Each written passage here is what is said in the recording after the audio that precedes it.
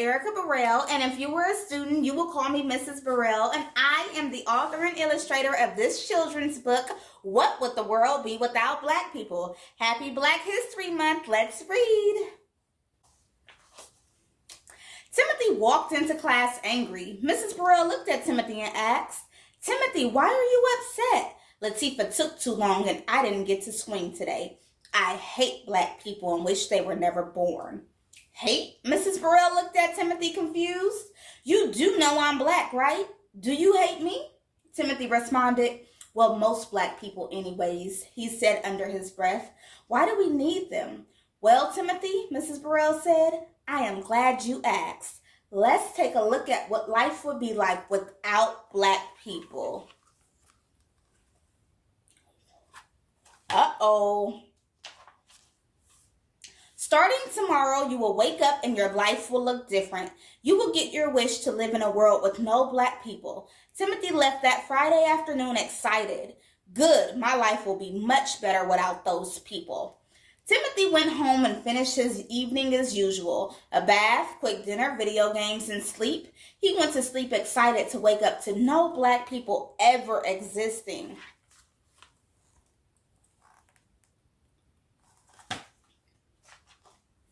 Timothy woke up the next morning ready to get his day started. He turned on his iPod to play his favorite rapper, Tupac. He kept pushing play and nothing came on. The knowledge fairy flew into Timothy's room and said, "Timothy, Tupac is a black man.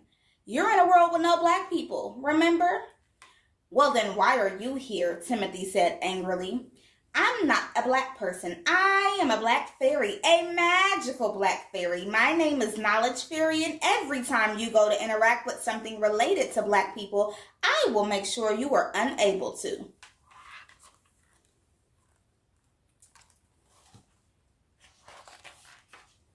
Not only was there no Tupac, Jay-Z, Missy Elliott, and other artists he loved, there was no hip-hop or rap music at all. DJ Kool Herc, a black man, was responsible for the hip-hop evolution you love today, said Knowledge Fairy with a smile. "I don't care," Timothy shrugged. "I'll just listen to something else." As he went to different genres in his iPod, everything was gone. No music for Timothy. Timothy, Knowledge Fairy continued. "Rock and roll began with Chuck Berry, a black man in 1955, and Cab Calloway was one of the first R&B artists in the 1940s. Just so you know, reggae and pop music." "Okay," Timothy interrupted. "I get it. I basically can't listen to any of the music I like." He is having a hard day.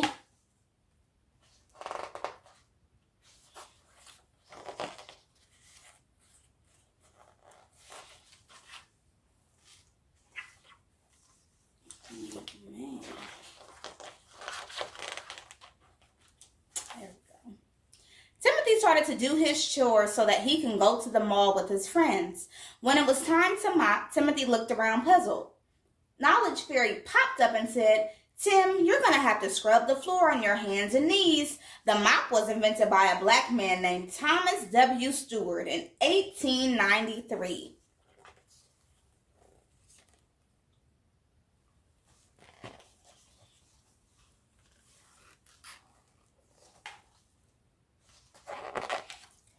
Frustrated, Timothy scrubbed the floors and got dressed. When it was time for him to put on his shoes, he noticed his shoe rack was empty.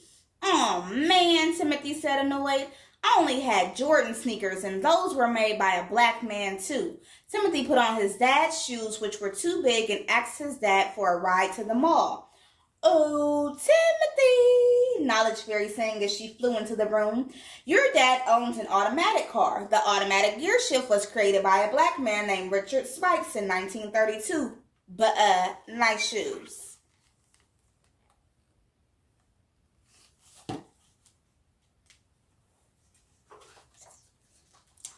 "Well, I'll just take the bus." "Not quite, honey," Knowledge Fairy replied.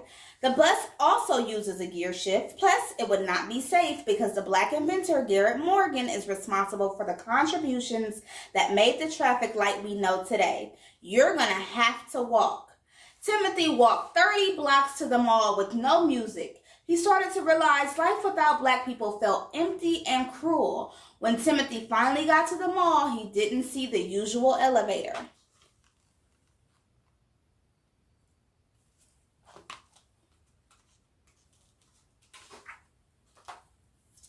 Up popped the fairy, who said, "I think you have to take the stairs." Timothy looked at the fairy in disbelief. Alexander Miles in 1887 created the automatic opening doors we use for the elevators, and he was Black. "The game store is on the 22nd floor, Timothy whined. "Well, you had better start walking."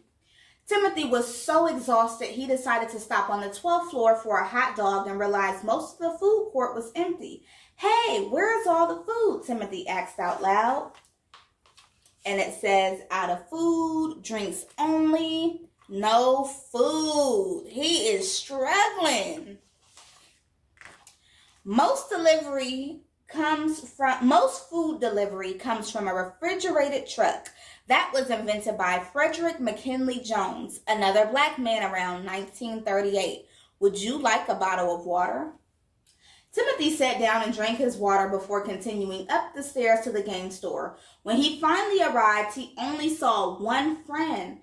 "Hey, Jeff, where is Paul, Tyrell, Lauren?" Jeff looked at Timothy confused.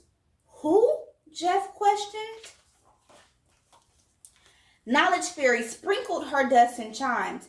"Timothy, those other friends of yours were all Black, so you can't see them anymore." Timothy was overwhelmed with sadness. "What have I done?" he asked himself. He continued wandering around the store looking for a video game. The one he wanted was sold out. He started to ask the cashier to order the game, but then heard the fairy whisper, "Actually, he can't order it for you. A Black man named Philip B. Downing invented the modern-day mailbox in 1891. No video games, no friends, no food because there was no refrigerated truck. Timothy is having a hard weekend, don't you think? Timothy walked the 30 blocks back home and thought about all the things he loved. Cool dances, television shows, foods, clothes, and music. There were so many elements of Black culture that he took for granted. Timothy got home and noticed everything was destroyed. He asked the police officer, "What happened to my house?"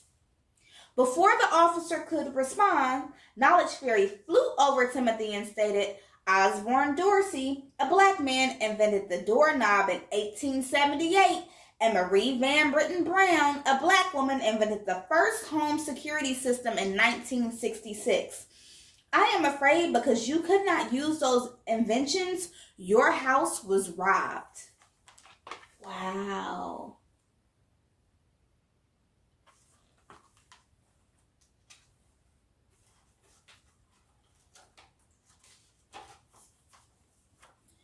Having no bed because of the robbery, Timothy slept on the floor that night and decided not to do anything until Monday morning. He ran into school Monday yelling, "Mrs. Burrell, I know you're Black. Please come back. I'm sorry. I'm so sorry." Mrs. Burrell appeared in her bright yellow dress.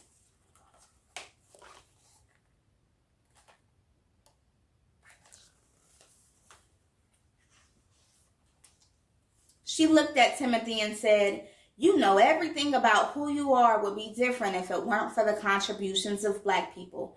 Everybody who has a body is somebody. Timothy, I hope you learned a valuable lesson." Mrs. Burrell turned to the class and said, "Okay, scholars, get out your notebooks. Today, class, we will learn about Black creators."